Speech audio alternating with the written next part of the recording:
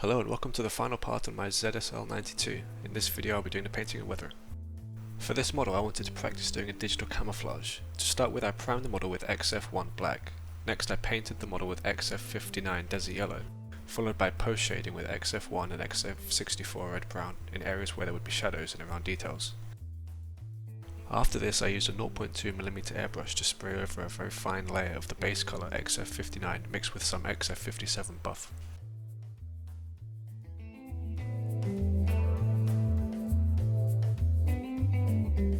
Now I started to apply the first layer of masks. For this I used a generic pre-cut digital mask set.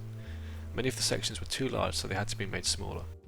In the past I have also cut out digital shapes from a masking sheet, but having a pre-cut sheet saves a lot of time. There are 4 different colours for this camouflage, so I had to think carefully about which areas to put the masks. I didn't want some areas to have large blocks of the same colour or for there to be more of one colour than the others. I repeat the same process for the other colours. The next colour I paint is light green using XF67 NATO green and XF4 yellow green.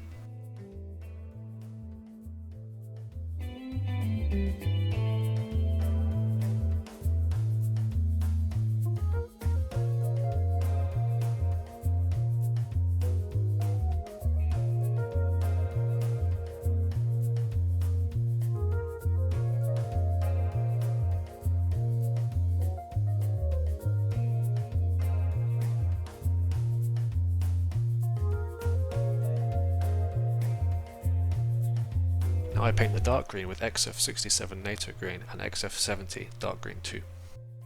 For this layer I skipped the post shading but still added the lighter mottling.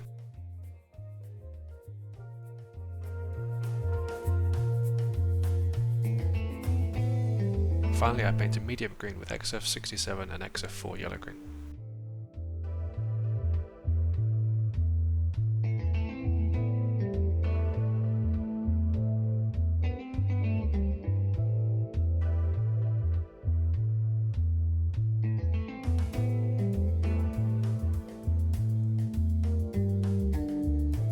With the first layers of paint completed I can remove the mask and hope that it's turned out okay. Luckily this time there aren't too many issues.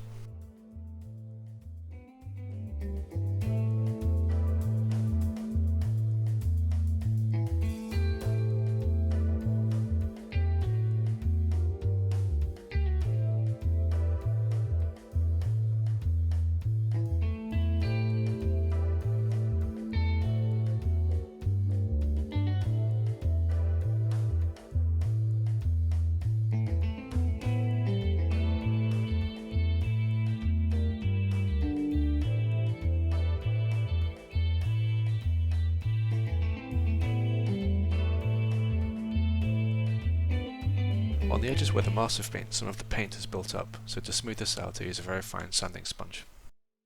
I bought a digital stencil set as I wanted to paint some smaller shapes over the large blocks of colour.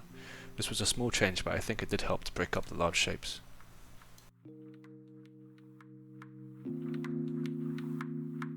When painting these parts I only used the desert yellow and dark green colours.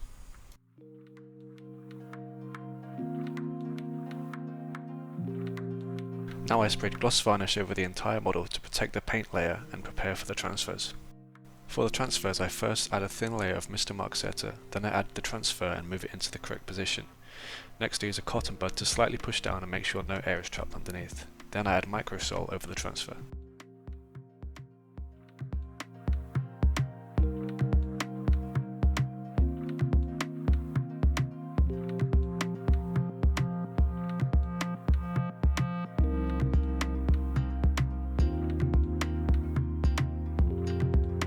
The kit transfers are the usual standard for HobbyBoss kits, so I quite like them. The decal film is thin and can't be seen easily in the end. I leave the transfers for a day to make sure they are completely set, then I spray gloss varnish just over them.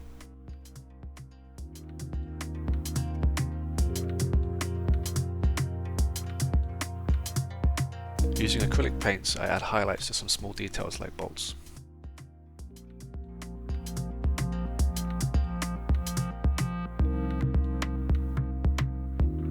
Next I spray a couple layers of satin varnish over the entire model.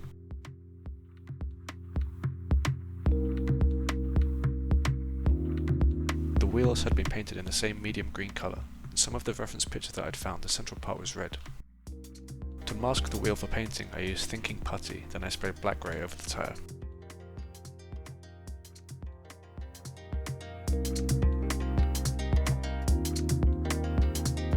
To make the mud texture, I combined silica sand, pigments, water and X20 thinner.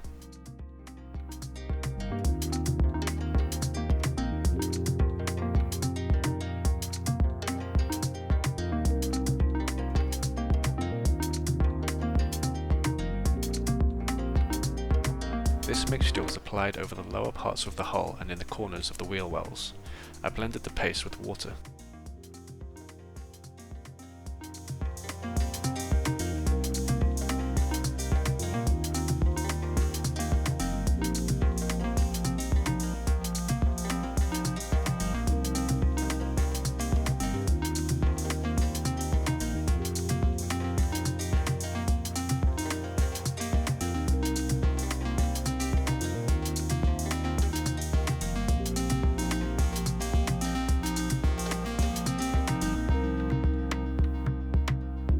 Next I sprayed over 2 layers of chipping fluid and then sprayed a thin layer of XF57 buff and XF52 flat earth wherever dust and mud would accumulate.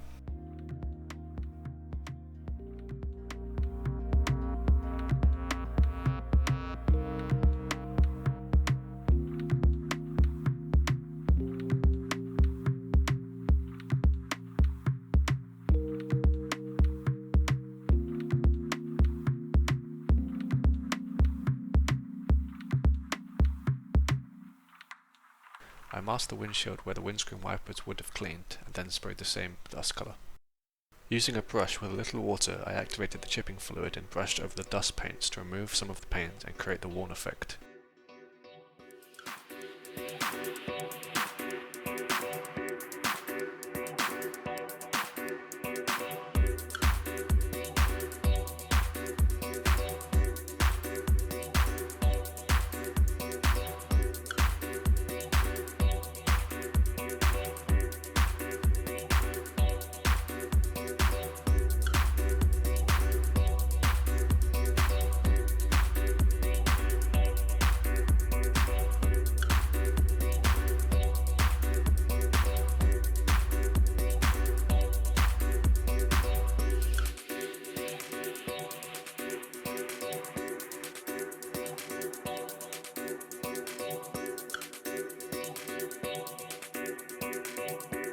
When I was weathering my last kit, the T72, I found that some of the dust paint was removed in the subsequent steps, so to protect it this time I sprayed another layer of silk varnish over the entire model. The lights were first painted with acrylics, then I used wet effects to add the shiny glass appearance. I don't think that they look too great, so next time I should try to use some aftermarket light set.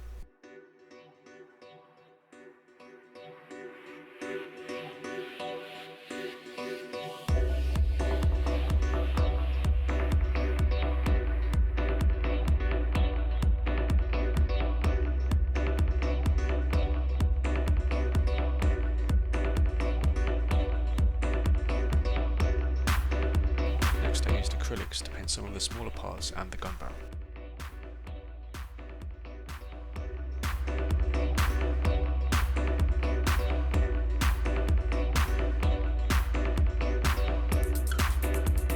At this point I glued the windshield in place. I applied a pin wash with dark brown enamel paint over all of the panel lines and details. The excess was cleaned with a cotton bud and brush dipped in odourless thinner.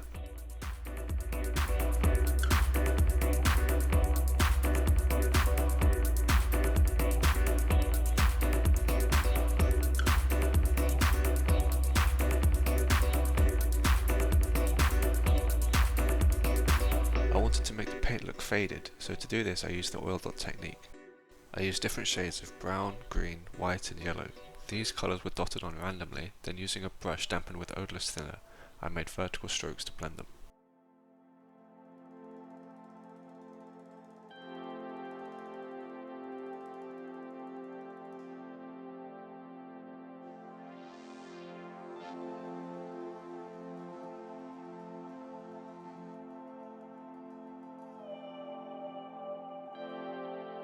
For the flat surfaces, I dabbed the brush on to blend the colours.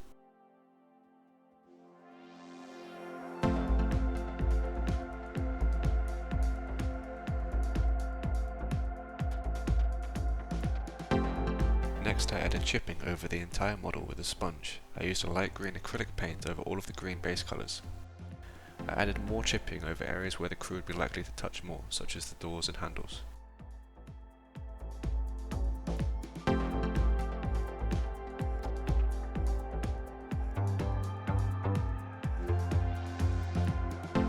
When the sponge chipping is done, I used a very fine brush to connect some areas to make larger chips and add chips that were missed by the sponge.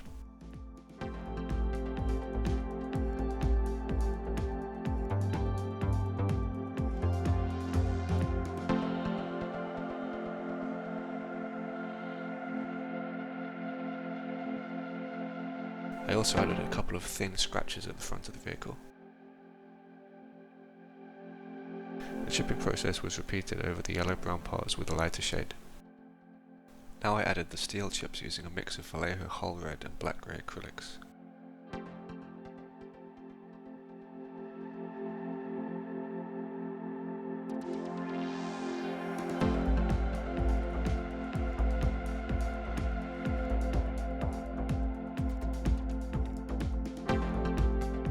The tow cable and metal parts of tools were painted with a dark grey colour.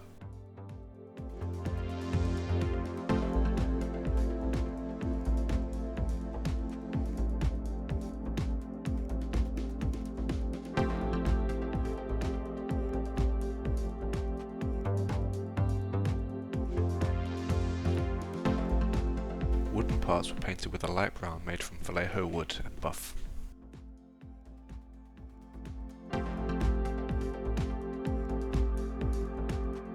Next I used oils to add rust tones to the metal parts of tools and to add shading and different tones to the wooden parts.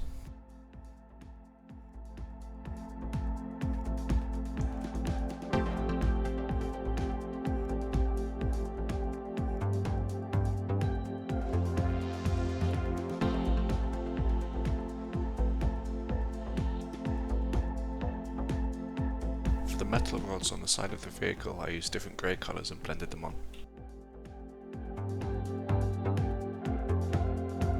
All of the vision ports were painted with a dark blue-grey colour, and then had wet effects painted over.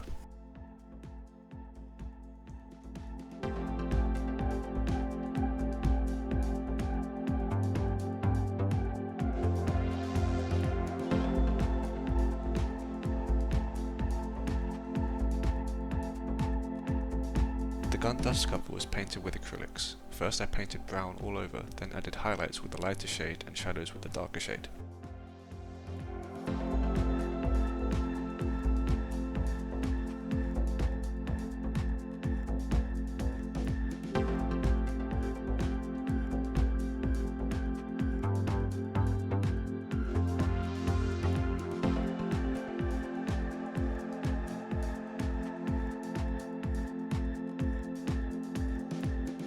Once it dried, I painted very thin layers of the first brown colour until the highlights and shadows blended into the base colour.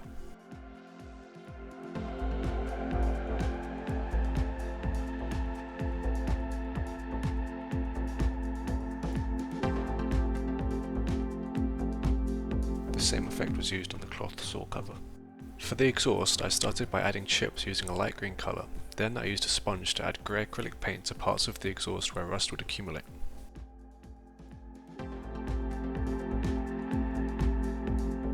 Next, I brush painted chips with white acrylic. After it dried, I wet blended on the same white, then I painted steel chips over the white chips.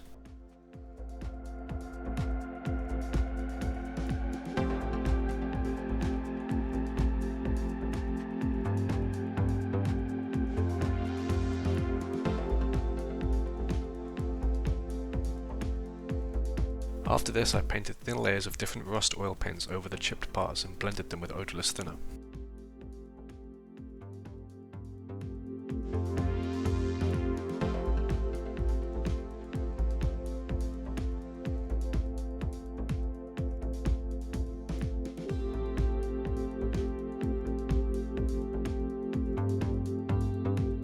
I added soot to the exhaust with black oil paint.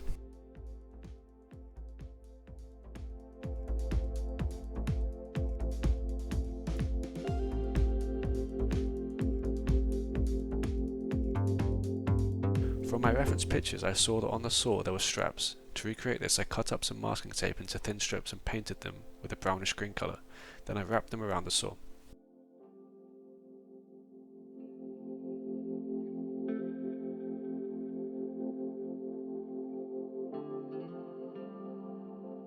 Next I started adding dried mud to the lower hole. To do this I first applied odourless thinner over the areas I'd be working, and then added brown enamel paint. I also created some thin streaks with the same paint.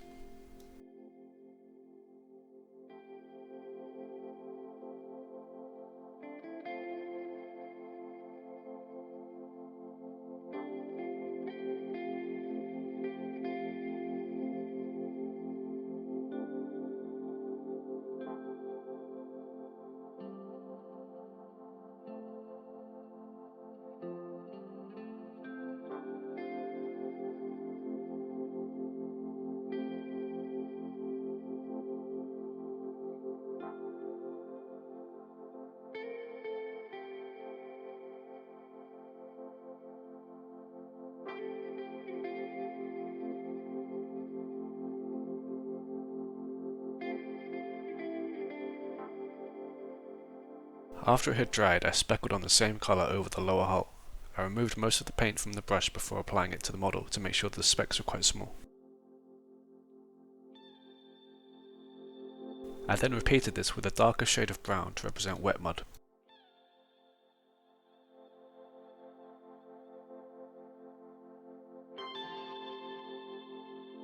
The same process was also used on the wheels.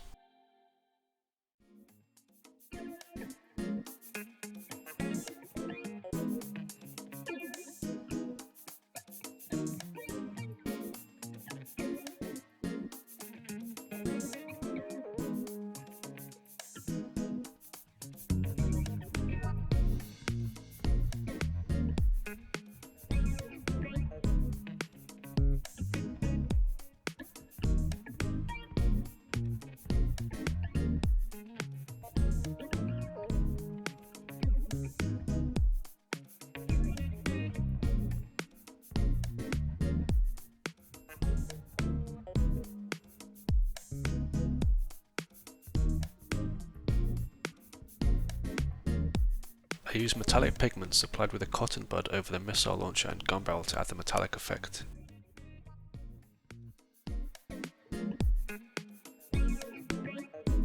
Finally, I added an antenna with a copper rod and painted it dark grey black.